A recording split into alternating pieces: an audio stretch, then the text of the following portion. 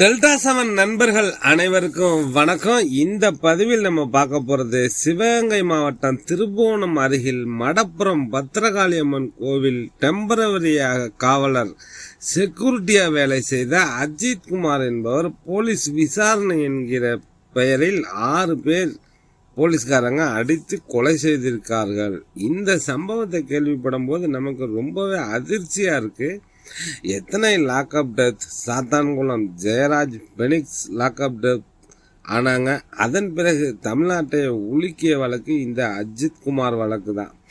அஜித் குமார் என்கிற இளைஞர் 27 வயது நிரம்பியவர். திருபுவனம் மடப்புறம் பத்திரகாளியம்மன் கோவிலில் டெம்பரவரி காவலராக வேலை செய்திருக்கார். மதுரை திருமங்கலத்திலிருந்து நிகிதா, அவங்க அம்மா சிவகாமி, இவங்க 2 பேரும் மடப்புறம் பத்திரகாளியம்மன் கோவிலுக்கு வழிபாடு செய்வதற்காக வந்திருக்காங்க.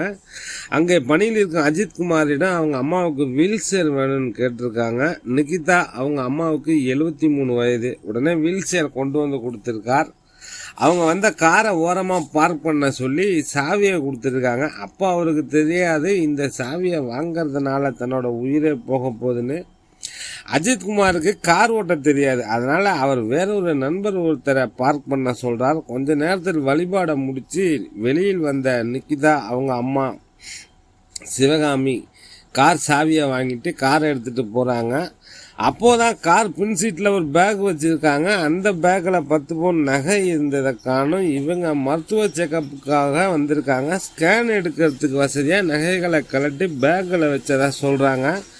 உடனே காரை திருப்பிட்டு வந்து அஜித் குமார் கிட்ட இது குறித்து விசாரிக்கிறாங்க. அவர் எனக்கு கார் ஓட்ட தெரியாது, வேறொருத்தர் தான் பார்க் பண்ணார், எனக்கு தெரியாதுன்னு சொல்றார். கோவில் உள்ள ஊழியர்களும் அஜித் கிட்ட விசாரிக்கிறாங்க. அதுக்கப்புறம் திருபுவனம் காவல் நிலையத்தில் புகார் கொடுக்கறாங்க. புகாரை விசாரிக்க 6 பேர் கொண்ட தனிப்படை அமைக்கப்படுது. அஜித் குமாரை விசாரணைக்காக அழைச்சிட்டு போய் மிருகத்தனமா தாக்குறாங்க. அவர் வீட்டையும் சோதனை போடுறாங்க. அவர் நகை எடுத்ததுக்கான எந்த ஆதாரமும் கிடைக்கல. கோவிலுக்கு பக்கத்தில் இருக்கிற மாட்டு தொழுவத்தில் வைத்து பயங்கரமா தாக்கி இருக்காங்க.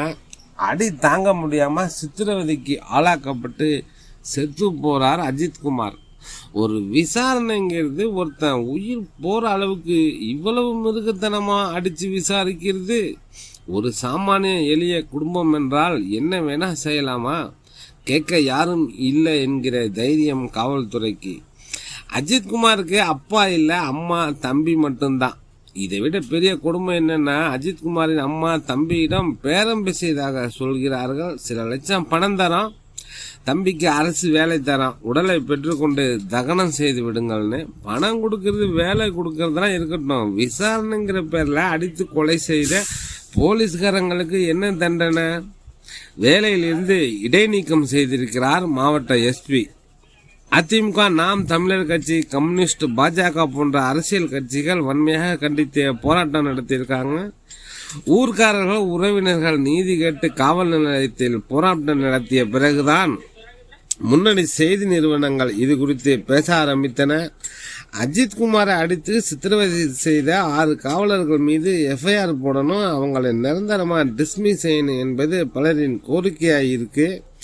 5 ஆண்டுகளுக்கு முன்பு நடந்த ஜெயராஜ் பெனிக்ஸ் லாக்அப் டெத் நடந்த போது அவங்களுக்காக போராடிய பல சமூக போராளிகள் வாய்மூடி மௌனமா இருக்காங்க. உலக அரசியல் பேசக்கூடிய செய்தியாளர்கள் இந்த விஷயம் குறித்து பேசாம அமெரிக்கா, இஸ்ரேல், ஈரான், பாலஸ்தீனம் குறித்து பேசுறாங்க. இதுவே கேரளாவில் இந்த மாதிரி ஒரு சம்பவம் நடக்குமா? மக்களுக்கு போதுமான அவேர்னஸ் இல்லை, விழிப்புணர்வு இல்லை. இன்னும் கல்வியில் நம் நாடு மேன்மையடைய வேண்டும்.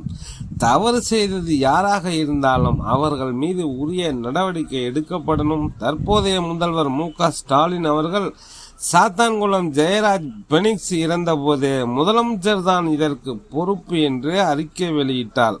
இப்போது யார் பொறுப்பு? காவல்துறையை தன் கைவசம் வைத்திருக்கும் முதல்வர் மு.க. ஸ்டாலின் அவர்கள் என்ன நடவடிக்கை எடுக்க போறாருன்னு பொறுத்திருந்து பார்ப்போம். ஓகே ஃப்ரெண்ட்ஸ், டெல்டா 7 நண்பர்களுக்கு நன்றிகள் பல. டெல்டா 7 நண்பர்கள் அனைவருக்கும் வணக்கம். இந்த பதிவில் நம்ம பார்க்க போறது